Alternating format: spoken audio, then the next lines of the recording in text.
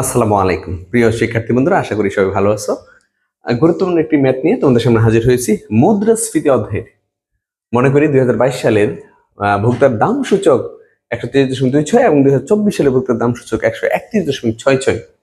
বার্ষিক মুদ্রাস্ফীতির হার কত? আমি দুইটা প্রশ্ন রাখছি। প্রথম প্রশ্নটার সমাধান আমি করব, দ্বিতীয় প্রশ্নটা তোমাদের হোমওয়ার্ক, তোমাদের বাড়ির কাছে। প্রথমটা আমি সমাধান করে দিব, দ্বিতীয়টা তোমরা বাসায় করে নিবা। ঠিক আছে, শুরু করি।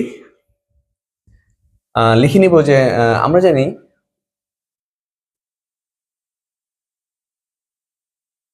মুদ্রাস্ফীতির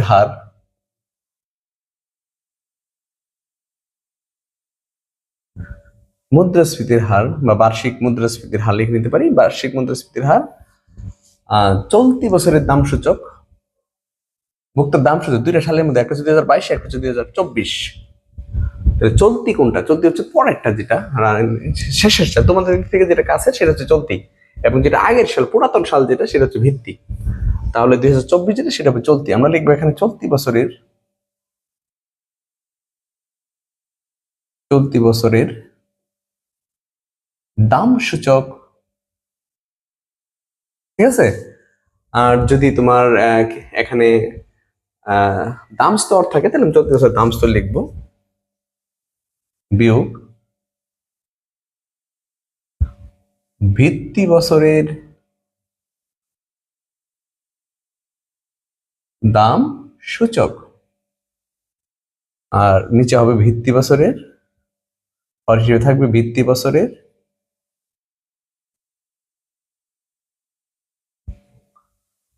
দাম সূচক ইন্টু 100, ব্যাস, ইন্টু 100।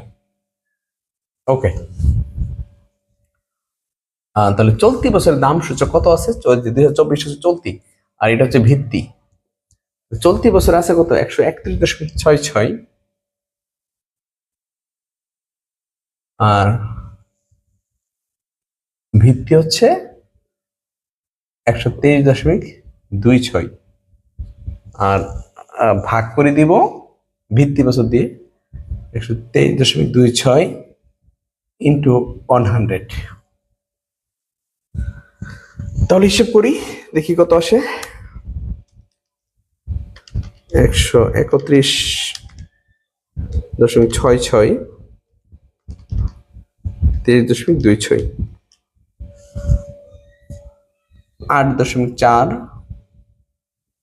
123.26। তাহলে 8.4 সাথে 100 গুণ করবা, আর ভাগ করে দিবা 123.26 দিয়ে, 6.81। যদি 100 দ্বারা গুণ করা হয়েছে পার্সেন্ট হবে। লিখে দিতে পারি যে অতএব বার্ষিক মুদ্রাস্ফীতির পরিমাণ, অতএব বার্ষিক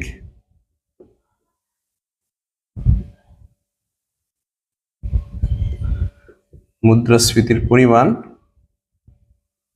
6.81%। ঠিক আছে, এইভাবে আমরা বার্ষিক মুদ্রাস্ফীতির পরিমাণটা বের করে নিব। ঠিক একইভাবে তোমরা 2 নম্বর অঙ্কটা সমাধান করে নিবা। এটা তোমাদের হোমওয়ার্ক রাখলাম।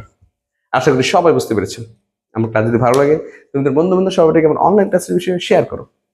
ভালো থাকো, সুস্থ থাকো। আসসালামু আলাইকুম।